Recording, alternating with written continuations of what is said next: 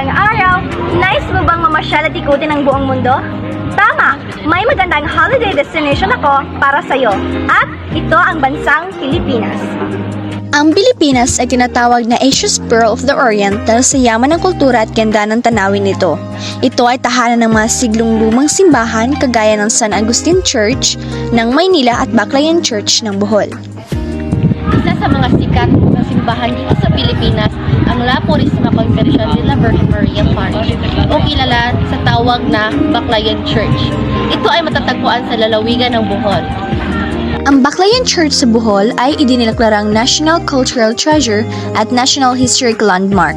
Isa ito sa pinakamatandang simbahang Katoliko sa Pilipinas. Orihinal na istruktura at may mga tunay na materyales, kaya maraming mga turista ang pumupunta dito sa Bohol. Maraming mga tourist spot dito sa Bohol na siguradong iyong magugustuhan. Kagaya na lamang ng Chocolate Hills, Lubok River, Alicia, Panoramic Park, Anda, Boracay at marami pang iba. Tara, unahin muna nating lakbayin ang Chocolate Hills. Maaari mong tignan ang mga burol mula sa Chocolate Hills Complex kung saan mayroong viewing deck na may nakamamanghang 360 degrees view ng cone shape na mga burol. Ang mga higanting tambak nito ay nagiging kulay tsokolate na lupa kapag tag-araw at nagiging kulay berde naman kapag tag-ulan. Ito ay kilala sa buong mundo dahil sa kanilang kaakit-akit na kagandahan.